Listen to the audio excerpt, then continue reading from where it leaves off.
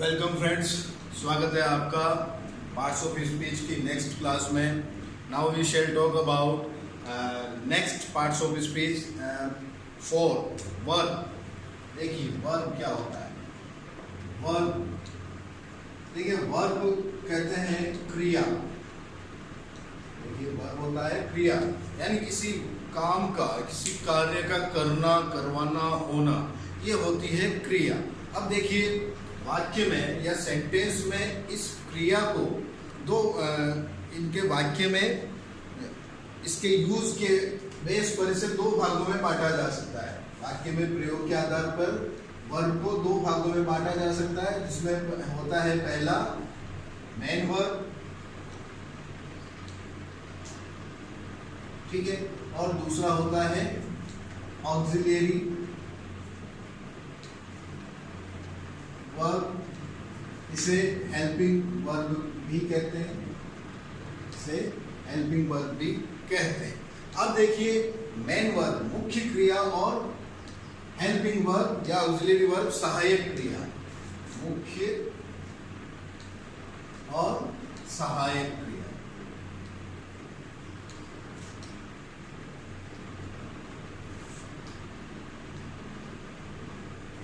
इस मुख्य क्रिया को भी फिर और दो भागों में बांटा जा सकता है, जिसे हम ये कहेंगे, पहला है ट्रांजिटिव वर्ब। ट्रांजिटिव वर्ब, देखिए इस ट्रांजिटिव वर्ब को हिंदी में सकर्मक क्रिया कहते हैं। सकर्मक क्रिया कहते हैं, यानी इसके अंदर कर्म भी जुड़ा होता है सब्जेक्ट के अलावा, जिसमें इस क्रिया में सब्जेक्ट के अलावा ऑब्जेक्ट भी होता है। ऐसी क्रिया या ऐसी वर्ब क्या कहलाएगी? ट्रांजिटिव वर्ब, ठीक है। जैसे आई प्ले, चलो इसको दूसरा ले लेते हैं, Ramesh pledge cricket.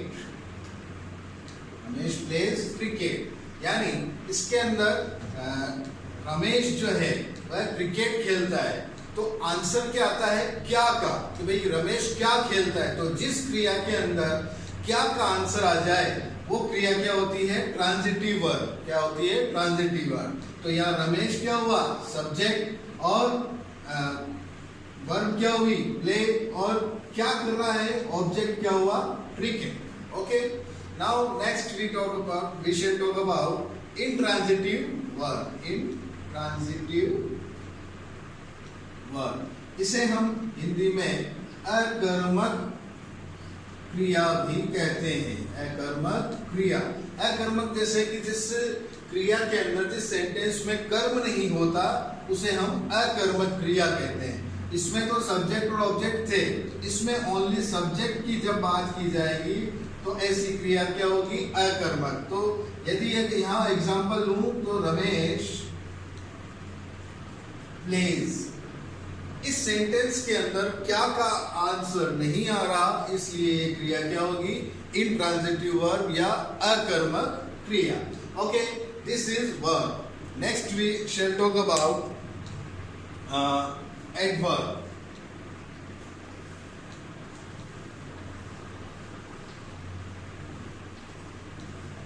Adverb, adverb क्या होता है? देखिए एडवर्ब मीन्स होता है ऐसा शब्द जो नाउन, जो क्रिया की विशेषता बताता है ना, जो क्रिया की विशेषता बताता है, ऐसा शब्द क्या कहलाता है? एडवर्ब।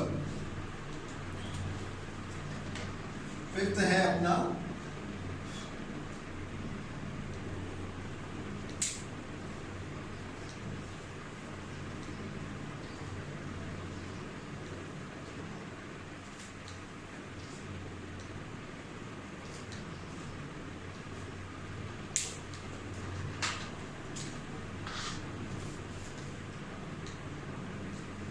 एडवर्ब। एडवर्ब, देखिए एक ऐसा शब्द जो एडवर्ब क्रिया की विशेषता बताता है, या किसी विशेषण या एडजेक्टिव की विशेषता बताता है, या स्वयं खुद एडवर्ब की विशेषता बताता है, तो इसे हम हिंदी में कहते हैं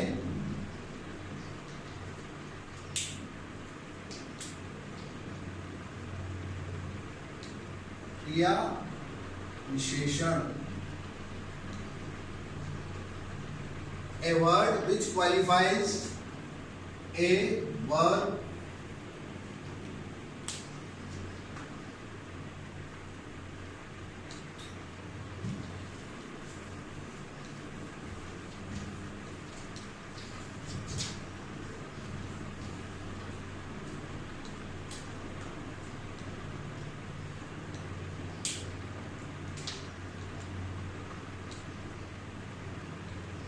and verb,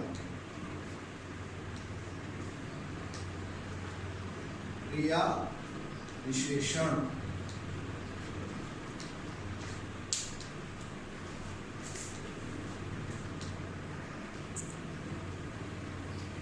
देखिए एडवर्ब, इसे हम हिंदी में क्रिया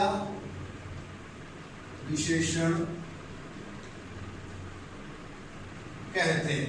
A word which qualifies a verb, an adjective and adverb, यानी ऐसा शब्द जो एक वर्ब की, एक एडजेक्टिव की और खुद एक एडवर्ब की जो विशेषता बताता है, ऐसा शब्द क्या कहलाता है? क्रिया विशेषण या एडवर्ब कहलाता है। जैसे फॉर एग्जाम्पल यदि बात करूं तो Ram runs fast, Ram runs fast. यहां जो फास्ट है, ये जो फास्ट है ये होगा एडवर्ब। क्यों?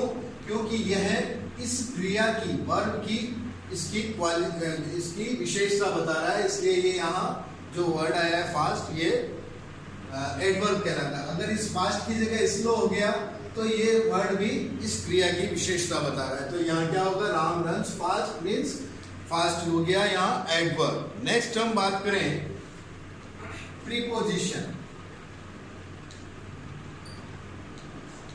प्रीपोजिशन, इसे हम हिंदी में संबंधवाचक शब्द कहते हैं। अब देखिए, जो दो नाउन या प्रोनाउन में संबंध जोड़ता है, ऐसा शब्द जो दो नाउन या प्रोनाउन में संबंध जोड़ता है, वह क्या होता है?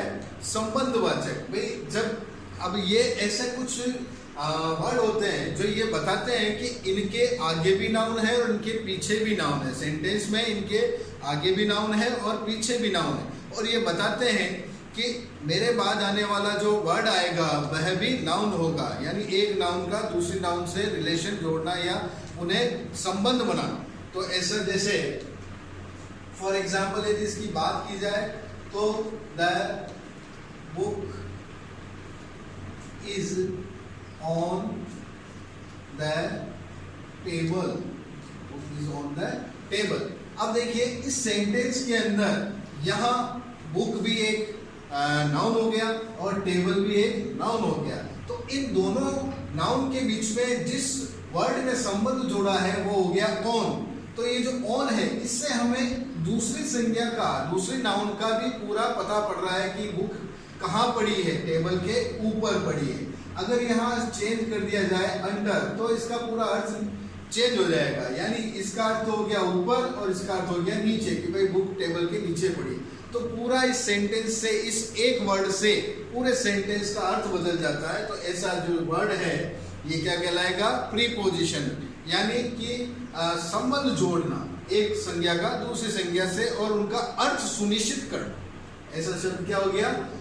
प्रीपोजिशन। इसका अर्थ सुनिश्चित करना, यानी बुक कहाँ पड़ी है, टेबल के ऊपर या नीचे। तो इससे हमें अर्थ सुनिश्चित पता पड़ गया। जैसे at, on, under, below, behind, ये कुछ इसके वर्ड है एग्जाम्पल्स है। नेक्स्ट हम बात करें सेवंथ, कंजक्शन। देखिए कंजक्शन क्या होता है? इसे हम संयोजक कहते हैं। कंजक्शन, कनेक्टिव, वे शब्द, ऐसे शब्द जो दो शब्दों को या दो वाक्यों को जोड़ते हैं। ऐसे शब्द जो दो शब्दों को या दो वाक्यों को जोड़ते हैं वह क्या कहलाते हैं? कंजक्शन।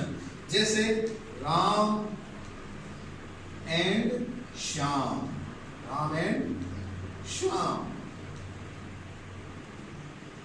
ठीक है, तो यहां जो ये दो वर्ड है राम और श्याम, इनको जोड़ने वाला वर्ड कौन सा है? एंड। तो यहां एंड क्या हो गया? कंजक्शन। और फॉर एग्जाम्पल नेक्स्ट देखिए, Ram is poor but Hari is rich. अब देखिए यहां राम इज पुअर और हरी इज रिच, इन दो सेंटेंस को जोड़ने का जो वर्ड है ये है बट। तो ये बट यहां क्या हो गया? कंजक्शन। ओके, नेक्स्ट हम बात करें जो लास्ट जो बच रहा है interjection, last part of speech is interjection. देखिए इंटरजेक्शन मीन्स होता है विस्मयादि बोधक शब्द, ऐसे शब्द जिससे हमें सुख दुख हर्ष चिंता शोक इस तरह के जो भाव हमें पता चलते हैं, ये क्या होते हैं? इंटरजेक्शन। ओके, और इन सेंटेंस के लास्ट में एक इस तरह का साइन आता है जिसे हम विस्मयादि बोधक या इंटरजेक्शन साइन भी कहते हैं, एक्सक्लेमेशन साइन भी इसे कहते हैं। जैसे गुड बाय, ठीक है, अब ये साइन हो गया।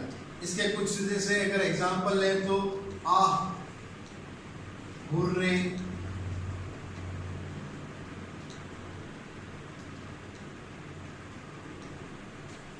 So beautiful. तो ये जो कुछ वर्ड है इनसे हमें ये पता चलता है कि इनमें इनका यूज कहाँ होता है। जैसे आर का यूज हो गया तो दुख दिखाना हो या पीड़ा दिखाना हो, दर्द दिखाना हो। हुर्रे आनंद यानी जॉय की पहचान करनी हो। सो ब्यूटीफुल यानी ये भी प्रसन्नता का सूचक है। तो यहाँ हमारा पार्ट्स ऑफ स्पीच का चैप्टर खत्म होता है, एंड होता है। That's all for today, thank you.